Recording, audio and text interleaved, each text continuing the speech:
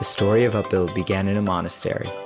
On our quest to understand ourselves more deeply, we recognize that it is our attachment to our egos, our identities, that gets in the way of being our true selves. This podcast will help you understand your ego. It will help you better understand your inner world, the motivations, insecurities, and emotions that affect your every action and relationship. Welcome to Upbuilding the Self. Hi everyone, this is Michael. Before we get into the episode, we wanted to share with you about 3 upcoming Upbuild programs that are now open for registration. First, our 1-day Coaching Skills for Work and Life workshop. Second, our 6-month Coaching Training Certification program. And third, our Immersive Enneagram Training program. Please see our website, upbuild.com, for more details and to register. And now, on to the episode. Hello, everyone, and welcome back to Upbuilding the Self. I am Michael Sloyer, and I am here with Hari Prasada. It's really great to be here with you, Hari. It's great to be with you. Thank you. So today we have quite the task in covering the topic of blame. I know you've said that you're both nervous and excited to get into it, and I think that's translating to how I'm feeling right now in this moment. But I hope we can do it justice and that a lot will come from it. You shared right before we were recording that one of your goals for our conversation is for people to have a completely different relationship with blame by the end of this episode. And I'm excited for our audience to have that. I'm also excited for myself to have that. So, yeah, very grateful to be here with you today. Beautiful. Yeah. I was telling you that I feel a kind of nerve-wracking energy around this subject more than other podcasts because it is so tricky. It's such a tricky subject to navigate, and there's so many facets to it. And yes, as you said, we really want to do justice to this, and we can also revisit in the future, but that we really want to do justice to it. Excellent. So let's get started with what is blame and what is so important about talking about this topic. Blame is when you ascribe fault to someone else, and it comes typically with some anger, but it's the ascribing a fault to somebody else that is typically accompanied by anger. Now, it doesn't necessarily always apply to somebody else, but to somebody. Why is it so important that we have an entire podcast episode on this? Because we're doing this all the time, and we are not aware of how it's impacting our quality of life. What do you mean by that, impacting our quality of life? Our consciousness, our well-being, our relationships, and most of all, our journey to becoming who we really are, the true self, the core of us that is free and loving and which experiences a kind of fulfillment that we all long for.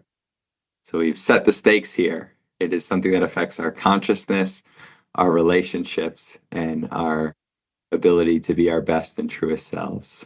So why do people blame? I think we all seek a sense of justice, and that's sort of on the good side, that we want to see there's an order to things. There is a way in which the world operates fairly. And when people step out of the bounds of that, we feel the pain of it. So in the most generous reasoning, I think it's that. There's a much less glamorous reason why we blame, which is the ego. The ego has to see, I am right, somebody else is wrong. I am good, and somebody else is bad relative to me.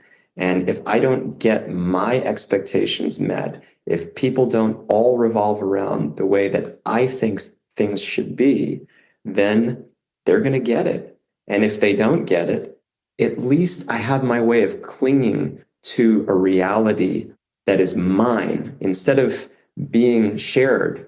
Even if there's no justice externally, I will harbor the blame. I'll cling to my reality that I'm right, they're wrong, they should have done this, they didn't do this, how bad, I can't believe they did do this. And it's propping ourselves up in a way that makes us feel good. There's a kind of taste to the anger that's associated with it. It's tempting.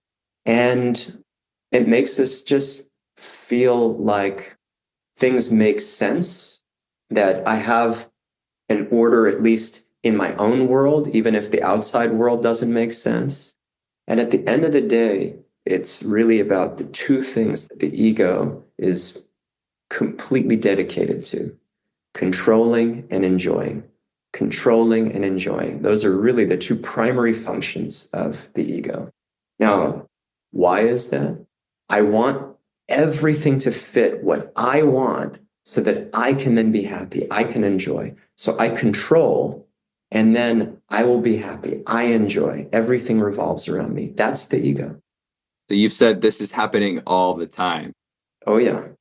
And I think when we decided on this topic, I was thinking often our topics are pretty controversial and there's a lot of different angles to them. And maybe you should look at it this way, maybe you should look at it this way. And when we initially decided on this topic, I was thinking that's not really how blame is, because it's very clear that this is kind of an ugly word and I shouldn't do this. That's how I was feeling. But then maybe 10 hours after we decided on the topic, I had this experience with my partner where a few days ago I had asked her if she would get some bananas because we ran out of bananas.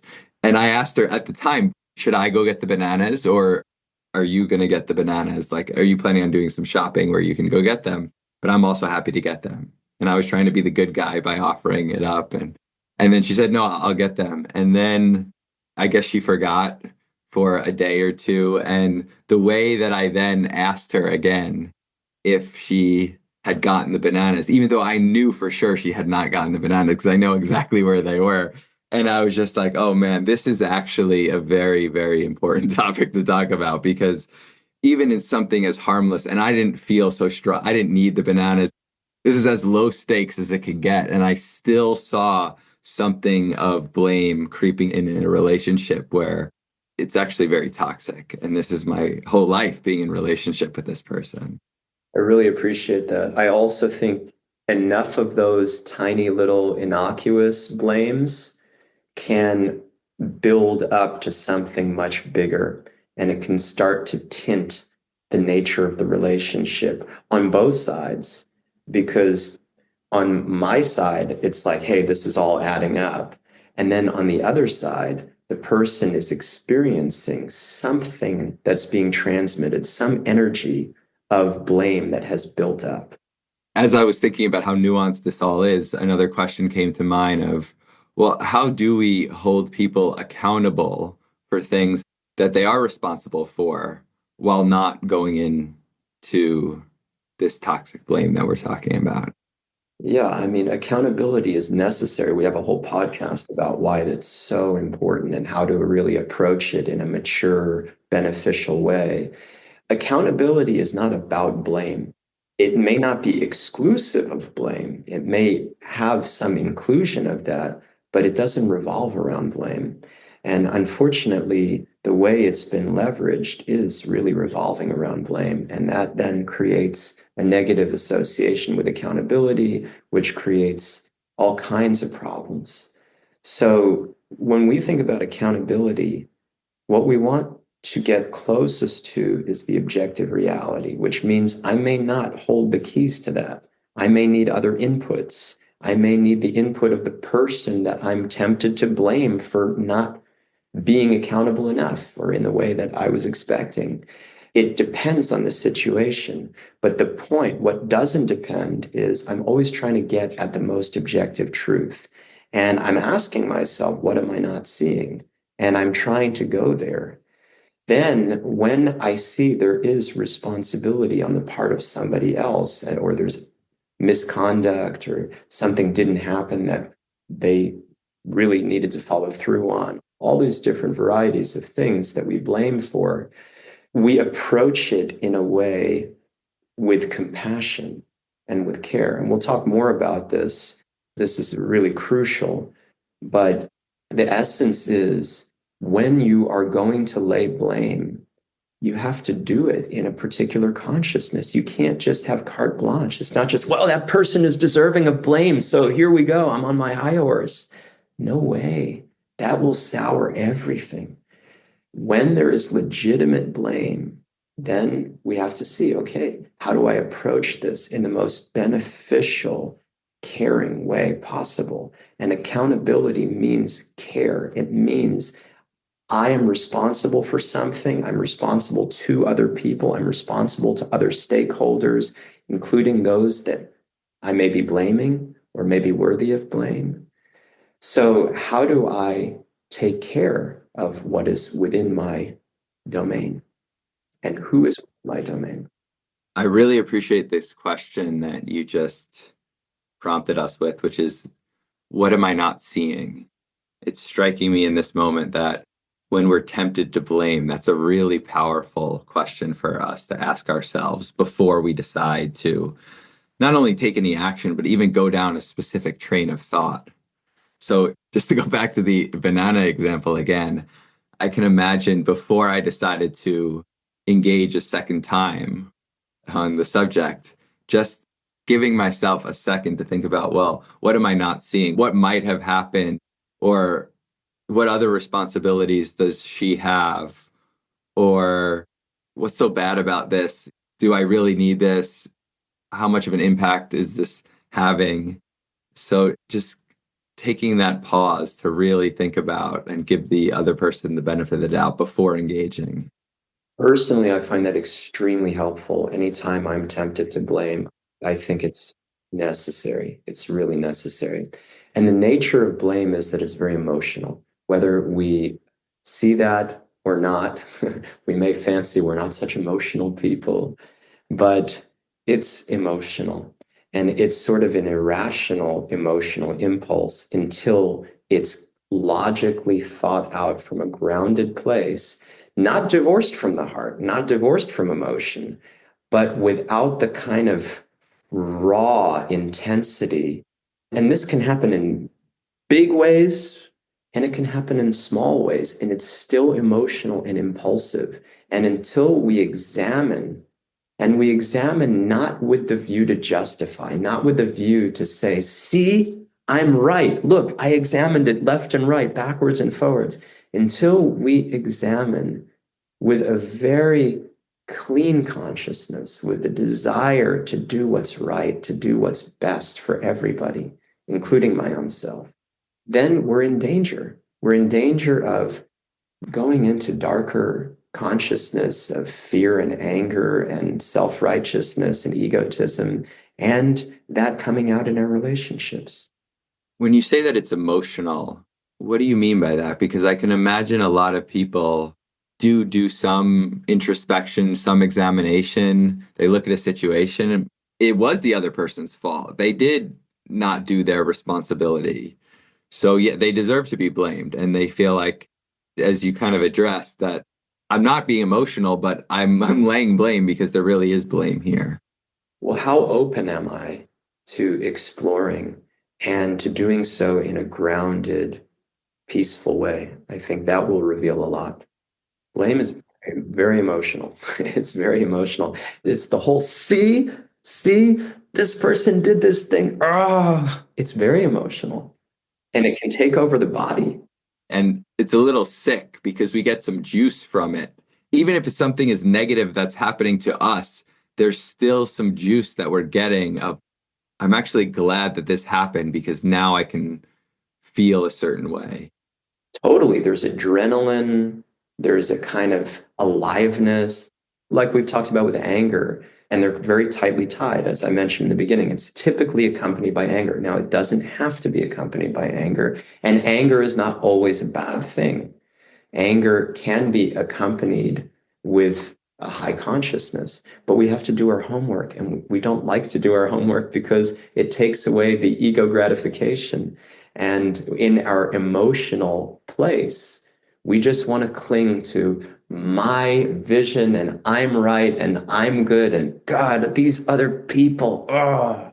Even in small situations, even when it's a small irritation, still it's emotional and we don't do our due diligence.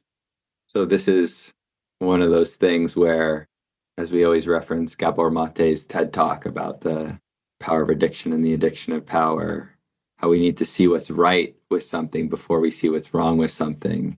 This is definitely one of those things where we need to see what it's giving us. Because all of us on some level know that blaming other people or blaming anyone is not a good thing. But in order for us to be able to work through this, we really need to get on a very deep level what it's giving us. Absolutely. And it's propping up our egos. It's making us feel we live in a world that revolves around us, where things make sense to us and we can get the hit of self-righteousness and the kind of taste of anger that is like enlivening in some way. It makes me feel alive. And that's very, very dangerous. So let's now move very specifically into the cost of blaming. So let's start with on our relationships. What is the cost on our relationships? The cost in our relationships is that one little thing can create a disconnect. And the more little disconnects, the bigger that disconnect grows. And eventually we could wind up in a place where we're really divided in our relationship. And even if not, we have something hanging over the relationship that doesn't belong and which is actually stifling us. And it's felt. We may not have thought enough about it. We may have suppressed because it's uncomfortable and we want to avoid it. But it's there. And deep down, we know it. That's a big, big problem in most relationships. What to speak of intimate relationships where there's so much more that's shared and there's so much more intensity as a result. Yeah, I was having a conversation with a client earlier today, and the topic was around his avoidance of having hard and difficult conversations. And he was seeing how he always, rather than addressing things early on, lets it fester because he's trying to keep the peace and keep the relationship intact. But what happens over time is that his resentment, and he's a leader within his own organization. And so there's a hierarchy and people are working for him in addition to working with him, but there's a clear hierarchy there. So what happens is there's a lot of resentment that he has towards the people that are working at his firm, and they feel that. They feel that disconnection. So it's not, even though he's trying to hide it, he's also not hiding it, and it's coming out over time. That's extremely common. How many people can relate to that? I mean, so common. And the thing is, there are many situations where a person may not be ready for what you have that you're blaming them for. In other words, having the hard conversation may not be possible. That's also quite common. But then what are you going to do? Are you going to sit and simmer in the blame? That's a choice. So what is the effect on ourselves? Yeah, we're simmering. we're not actually well. We think we're well. We have a fanciful notion of being good, being all right. Sometimes we even say, well, I'm surviving, and we pat ourselves on the back for surviving. That's not what anybody wants. We all want to be thriving, and not in an imaginative way, in a very actual way. And when we have this blame that we hold on to, it just robs us of fulfillment. It robs us of real connection with ourselves and with others. It's the opposite of meaningful and beneficial. And unfortunately, what ends up happening is a mentality develops. And for most of this is already well cemented, so much so that it's almost impossible to remove. I don't want to paint such a stark picture that everyone becomes discouraged. Oh no. And at the same time, I want to paint the severity of this. And I really want a call to action, because we are so cemented in the mentality of blame that it's almost impossible to get away from it. And then what we end up doing is saying, well, I'm a human being. And we justify that, like, hey, I'm not perfect. I never said I was perfect. I'm human. Allow me to be human. Let me be how I am. Come on.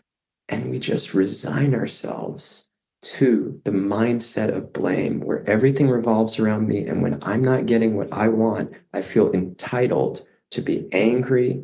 I feel entitled to control. And I don't see how it's all about me. I just live like that. So what I hear you're saying is for a lot of people, this is the water that we swim in, so much so that we don't even know that it's the water that's surrounding us. Exactly.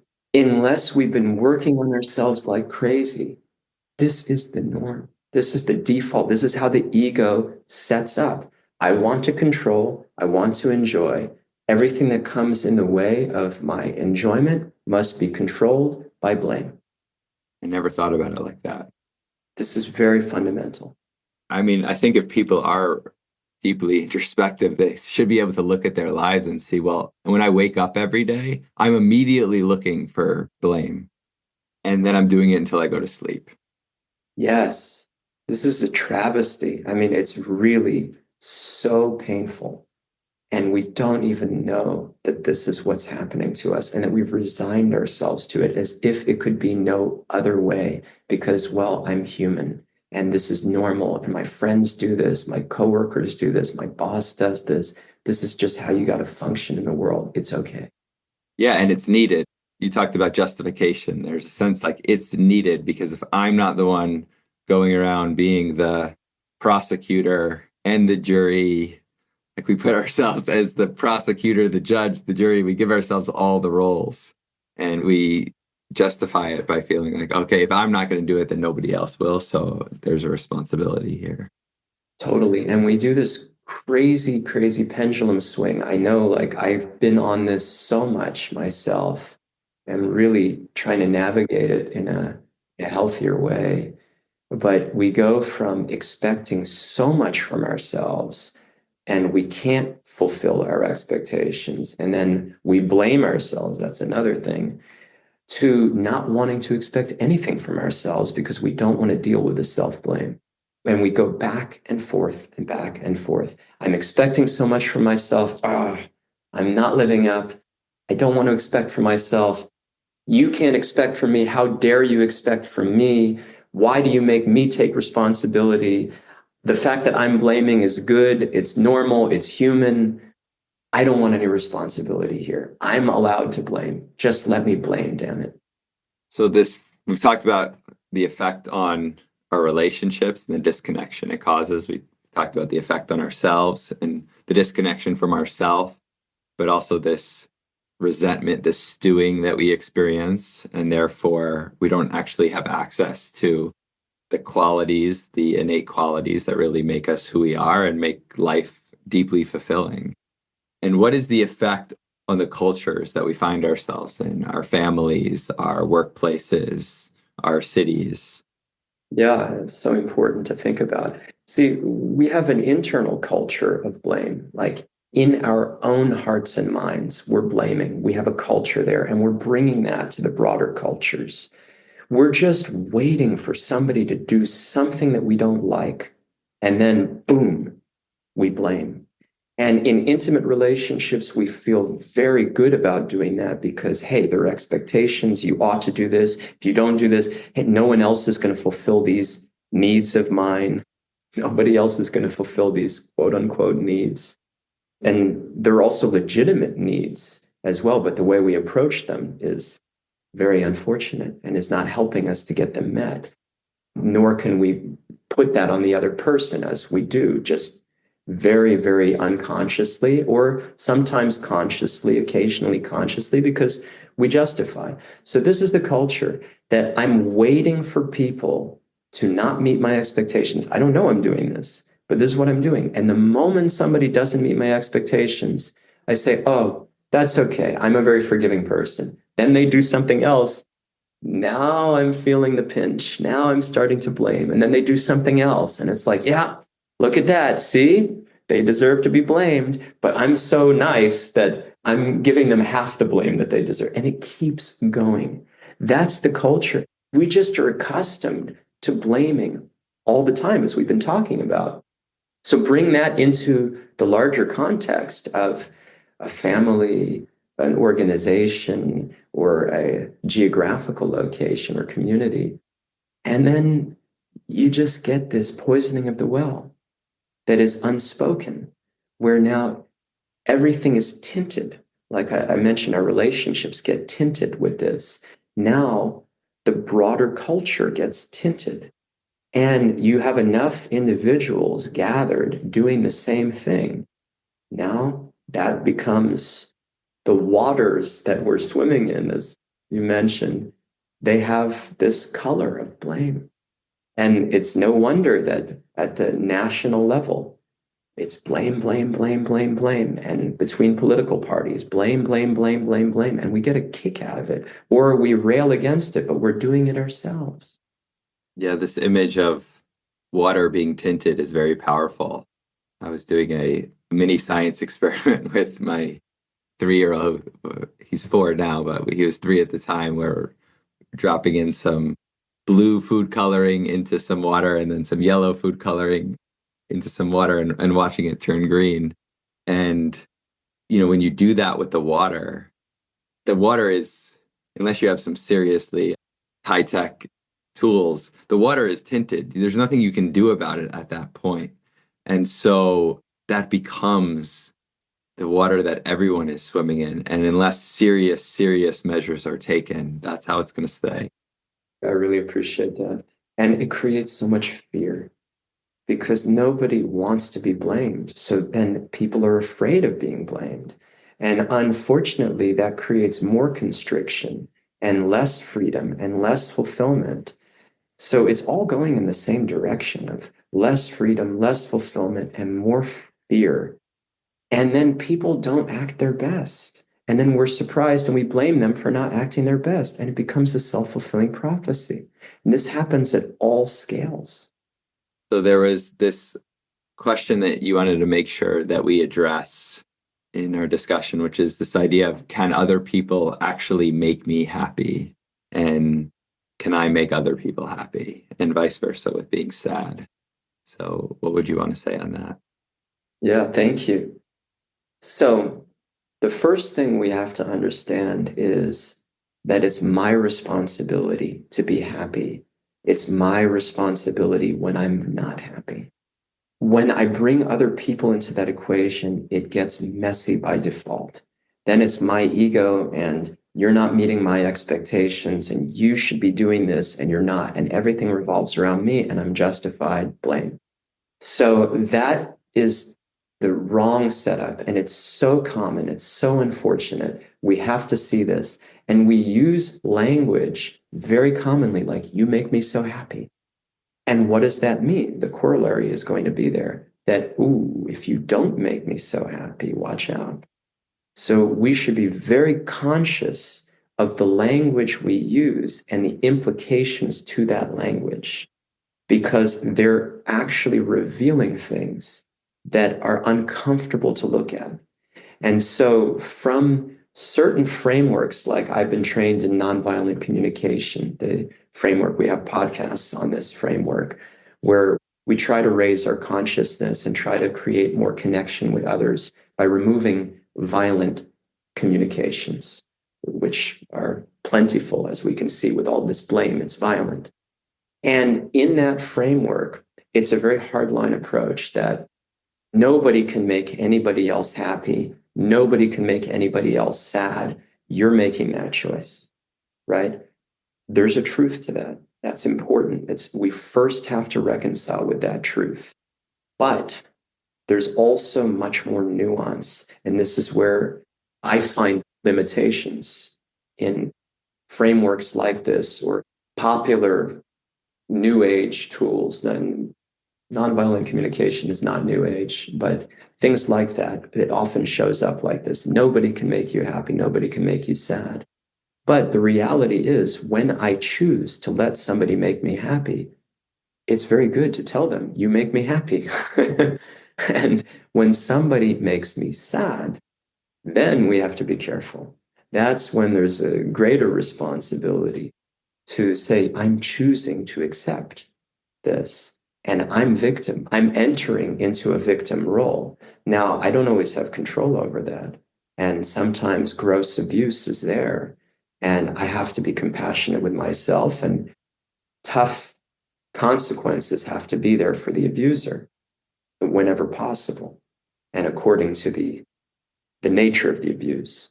But as soon as I'm saying, you make me sad, I'm relinquishing responsibility and I'm making this about me and I'm helpless and everybody owes me, or this person owes me, or the world owes me.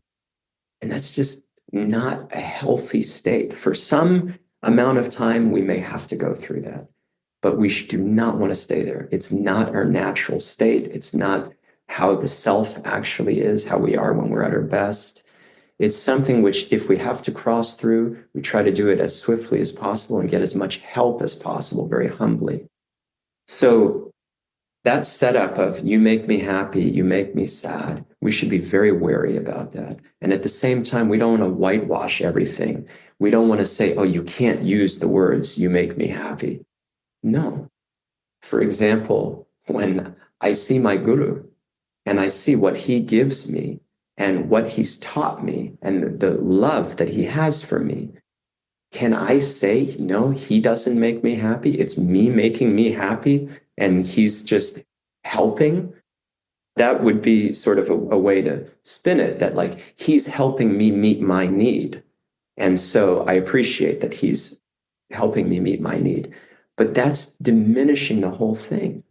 No, he makes me so happy boundlessly. We don't want to put caps on this. That's the nuance. Yeah, and then with the other side of sadness, or I think maybe even a more common, accessible feeling is you make me so frustrated. Everything you do is people aren't so in touch with their own sadness often because that's a harder feeling, but they're often very in touch with their frustration. So with that, what I hear you saying is that there's some scope for that. There's some scope for seeing how actually someone can, by their actions, can make me frustrated, but it's not a place we want to stay. Yes, exactly. And the thing is, again, we don't want to whitewash this, even on that side, which we have to be more careful about. Although on the side of you make me happy, we should be careful about the corollary. That means we're setting the person up that they have to always make me happy. And when they don't, then I will say, you make me unhappy, right? So we have to be wary of both sides, but especially be wary of the other side. There are situations where somebody is going to say something that's very hurtful with ill intent. And when we're hurt by that, we don't say, oh my God, I'm so bad for being hurt. It's my fault. We say, wow, that person was hurtful. That was painful. And if you have a soft heart, as even self-realized souls, those who have completely come into the real self and they are their best, they have no more ego, no more attachment to controlling or enjoying whatsoever. Even self-realized souls, they have soft hearts. They have the softest hearts. And when somebody says something hurtful, they're hurt. But they don't sit around blaming that person. They accept that, oh, this person made me sad, but they don't stay in that place. I'm remembering also, I was sharing with you earlier before this podcast that my guru's guru, Srila Prabhupada, when somebody left him, when one disciple or student of his left him and completely renounced all of the teachings and all of the love and commitment of that relationship, he would cry. And we can't say, oh, that person didn't make him sad. But the consciousness is so different. And it's so much caring for that person. And it's not, oh, woe is me, what a victim I am. Again, some amount of experiencing victimhood may be necessary to heal and to grow, but it's not the place to stay. So I've been looking forward to this exact point in our conversation because I'm feeling now that it's a good time to move away from the costs and the ugly side of all of this, which I hope we've done it justice in really laying that out very clearly, and move into what we really want to offer people, a hopeful message and also hopefully practical strategies to work through this. So, and we've already started to allude to it here, but let's start to go to that place of healthy alternatives and the things that we need to become aware of in order to make those healthy alternatives even possible. So the irony is, Michael, I think so much of what we've been discussing is actually the healthy alternative. Why I say that is because we're generally so blissfully unaware of the way we're blaming and the consequences to our blaming. And the medicine is becoming aware of the way we're blaming and the consequences to that. And then, oof, do you really want to choose to keep going like that? Do you really want to choose that? It's a conscious choice. You have to be responsible for your actions. So I've been sharing this a lot recently. When there's a will, there's a way. Now, we also have limits to that, but there's an amazing amount that determination can bring to the table when we realize what is happening. Oh my God, I don't want to be like this. I don't want to blame anymore. Let me be free. Of course, there are situations where we still need to blame, and we do that very conscientiously, and we'll come back to that in a moment. But I don't want to be a person who blames. I don't want that to be a central feature of my life. And I have to admit first that it is before I can make it not. So the first step is seeing, and it's like I always bring up the Alcoholics Anonymous or the 12-step programs. Admission here is critical. Stop denying. Admit, yes, I'm addicted to blaming. That's what I do. I'm a recovering blamer. That's what I do. But let me start recovering. Let me start recovering. So the determination has to be there from the awareness. That's the first thing.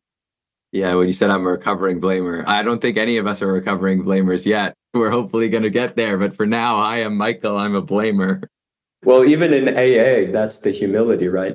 In AA, people don't say, I'm a recovering alcoholic. I mean, they may say that, but the typical refrain, the more standard refrain is, and I'm an alcoholic. Hi, my name is Hari Prasada, and I'm an alcoholic. Regardless of how long you have been sober for. Exactly. Even if you've been sober for 40 years, hi, my name is Hari Prasada, and I'm an alcoholic. Okay, so step one, awareness, and really being very clear with ourselves that this is something that we're not above, that this is something that is a part of our life and has been a part of our life for our entire lives. Yeah, and seeing the impact of that and making a choice. No, I'm determined not to be a blamer. I'm determined not to be a blamer. So that may be even a step two, we could say, is making that determination based on step one. And then from there, how can we conduct ourselves when we enter into situations where we're tempted to lay blame? We really try to understand the different dynamics at play. We try to understand the suffering of the other people, the constraints of the other people, the difficulties that they're facing, the reasons why they can't come through, they can't meet our expectations. And we empathize with them and we empathize with ourselves. We don't suppress, we empathize with the impact that they're having on us. Because what you resist persists. And if you say, I'm not going to blame, I'm not going to blame, I'm not going to blame, it doesn't help. You're just going to end up blaming. But when you say, the effect of this action on me or the way this person is behaving, it's a little painful. Here's why.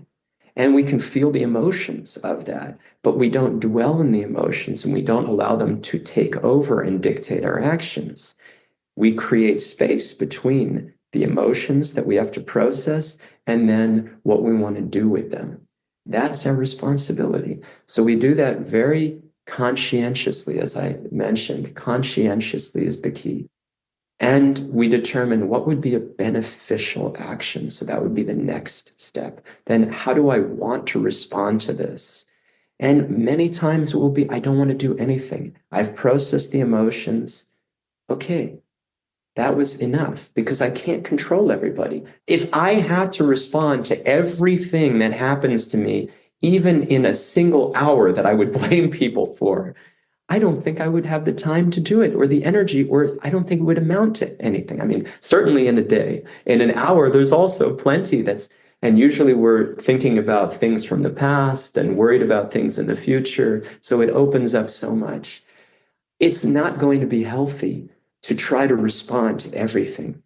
What we want to do is be aware, be conscious of what's affecting us, empathize with the others, what they're going through, try to understand, and not be so me-oriented. Oh my God, they didn't do this for me. Now look at what I have to deal with. And empathize with myself. This is affecting me like this. And yeah, it's not what I wanted. And then how can I be responding in the way that my best self would respond? What would that look like if I were to be at my best, to be most forgiving, most compassionate, least me-oriented, least trying to get what I think is mine? And when you don't give this to me, I can't believe, how dare you? What's wrong with you? Why? Why don't you do this? How can I be more selfless and more caring, and at the same time not neglect, but see, well, what needs do I need to meet? And how do I do it in a healthy way where I'm not demanding that somebody meets my needs? And this is something which I love. Marshall Rosenberg, the creator of nonviolent communication, he talks about. He says, make a request, but the person has to be free not to accept the request. And the real tell whether something is a request or a demand is how you treat the person when they don't accept your request. That will tell, is it really a request or is it a demand? Most of the time, our requests are demands in disguise. And if people don't meet our requests, ooh, I'm going to be angry. I'm going to blame you. And he jokes, but it's a serious point. It's not a joke. Whether you're really making a request or a demand, I can tell from the last time that I didn't agree to or meet your request. How did you treat me? It's very revealing. This is incredibly eye-opening stuff, incredibly eye-opening. I cannot emphasize this enough. So how do we get to a space where we can meet our needs in a healthy way, making requests and not binding other people, not even in our most intimate relationships, not even when nobody else can meet the need? It's still not the other person's responsibility. And it's not that I get to blame them and create that tinting of the relationship because I want what's mine. And hey, this is a need, meet it. So I'm wondering if we could just go back to the banana example one more time and think, so what would a healthy process look like as you're sort of laying it out here for that example? I think what it looks like is, and you already alluded to this, but okay, there's something that I'm looking for here. How important is it? How much is this really weighing on me?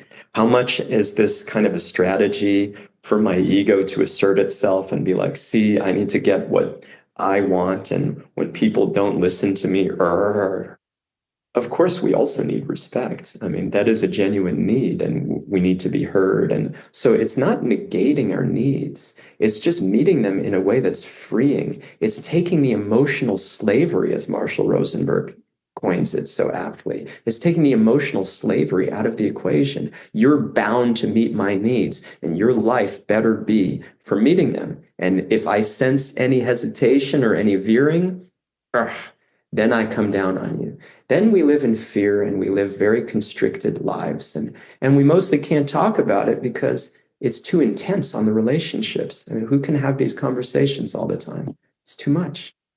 So in the banana example, we see what is it that I'm bringing to the table here? How important is this? How can I be respectful and see what would help me meet my need without holding the person responsible?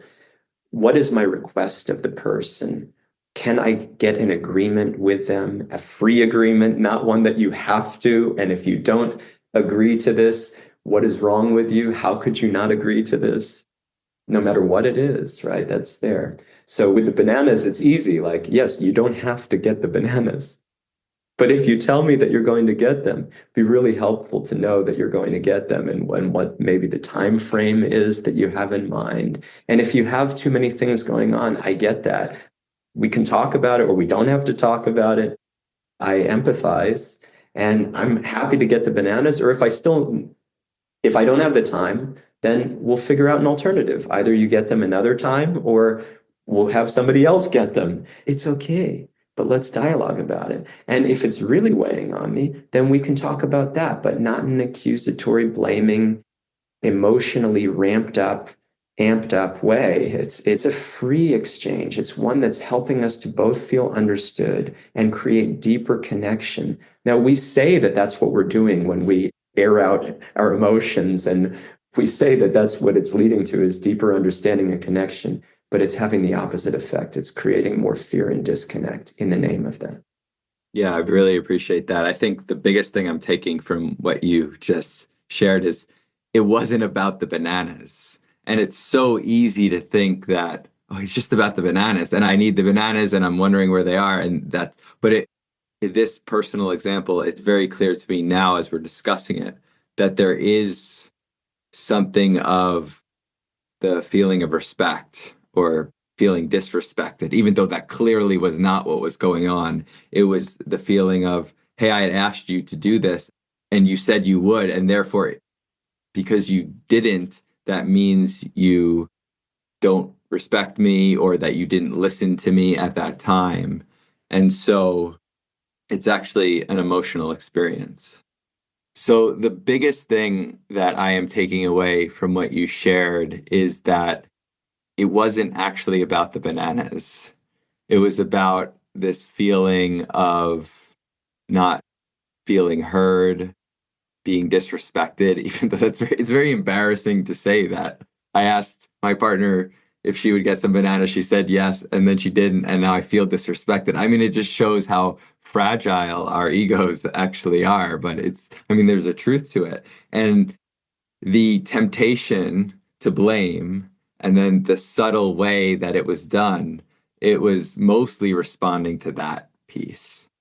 And what I'm really getting from our conversation is that if I can see that very clearly and then look at the reality more clearly, there's a way that I will respond, which will be much different from the habitual blaming that we often do. Beautiful. Yeah, exactly. And the thing is, we can ask ourselves this question: how much is anger a feature in my relationships? How much am I experiencing anger? And if I'm not experiencing so much anger in my own estimation, how much is it just at the surface? Somebody just has to do one thing, and then boom, here we go. That is also very revealing. Like all of this should be revealing the state of our hearts and our consciousness that it produces, which is creating the obstacles between us and who we really are deep down. There's a word that you've used a couple of times, which is freedom. And as we think about what's on the other side of it, it feels like that's really the thing that we stand to gain from all of this. Totally.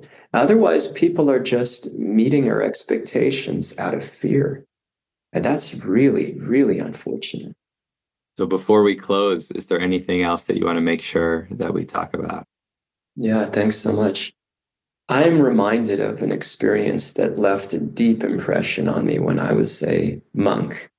There was a senior monk who I admired tremendously and who I gained so much from. I wouldn't be here without him. He's an exceptional person.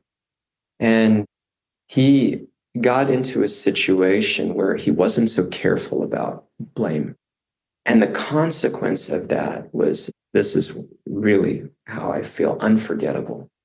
His own guru, his own teacher who took responsibility for his spiritual journey, said to him, the reason why you're struggling so much and why you're having now a lot of difficulty following these teachings is because you're blaming people for your problems. And to his credit, he honestly shared that with the room full of monks. But it's so hard to do something about that. It's so hard. The ego is so strong and it always wants to come out feeling good about itself. It's only with deep humility and a real desire to actually serve everybody else and not be so caught up in myself that we can make headway and we can remove the blame and create freedom for ourselves and for one another. If we really care about the people that we say we care about, we should offer them this greatest gift of that freedom in relationship and of being our best, which is even more important. How can we be our best when we're so much swimming in the blame? It's not possible. And it's always like you just step on one little landmine and boom, we're in blame territory. It's so pressing. It's such an urgent need to see that this is what's happening. And to see when there are innocent intentions, especially, that should be the easiest to let go of blame. When there are good intentions, when there are pure intentions, when somebody is really trying to serve, it just doesn't match my expectations. Or when they're trying to do something which is genuinely beneficial, even if I might think another way of being is more beneficial. If in their world, they're doing what is genuinely beneficial, or even they're trying, we should have so much compassion, so much forgiveness, and really so little expectation. Of course, expectations are always going to be important, and we'll have to have discussions and we'll have to see what we can do, but free discussions where people are inspired, not feeling like, oh my God, if I don't do this, I'm going to get it. I can only reiterate, that's the urgent calling here. I'm very grateful for this conversation. I do feel like I have a completely different relationship with blame and a lot of inspiration to be aware of how it's showing up. And I think because this doesn't take so much convincing that this is something that we should have less of in our life. What it takes is awareness of how we're doing it, and then determination and courage and compassion to not do it in the way that we've been doing it.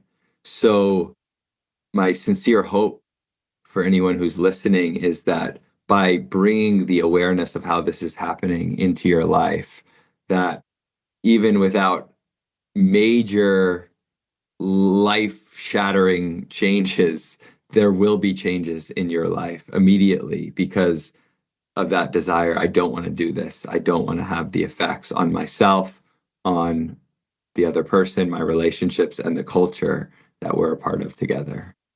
100%. 100%. The thing is, a really elevated consciousness, which we can get to, it's not beyond us. Let's not have self-limiting beliefs around this. Let's not justify our humanness because it's easier. Of course, we have to be compassionate, and it's a process to get there. But let's not shortchange the process by making it more distant. Someone with an elevated consciousness, which is meant to be us, all of us, they will think, you know what? I'm getting this experience, which is difficult for me because of my karma. Or if you want to use different terms, karma here means reactions for my past deeds. So what goes around comes around. There is a kind of justice to it, actually. And even though it's not my justice, it's not the way I want it to be, it's very humbling and it's so helpful. And nothing is happening just randomly. And so another way of putting it is, this is true. I've seen even atheists who have this belief. I don't know how you can justify this belief as an atheist, but I know there are atheists who do it. Everything is meant to be, it was meant to be. So it randomly happened because it had to randomly happen. Nevertheless, even if you want to take that approach, it's helpful to think, well, this is happening to me because it had to happen this way. It couldn't happen any other way. And in that sense, nobody is really at fault. Of course, there may be faults, and there may be people who have big faults, and they may be responsible for things. But that's just not the world I want to live in. It's not for me to take the role of blamer and just like be constantly in that mode. As soon as I step into the role of blamer, I'm losing myself. Unless I'm very conscientious and very caring and really, really desiring the best for everybody, I can't step into that role without losing myself. So be careful. As soon as you start to become the blamer, you have now the heaviest responsibility. You have to be so caring, so compassionate, so thoughtful, so responsible. So where we don't need to enter into that role, let's absolutely not. Let's stay away. And again, by seeing the consequences of our blame, step one, by choosing step two, I don't want to be a blamer anymore. I'm making the determination.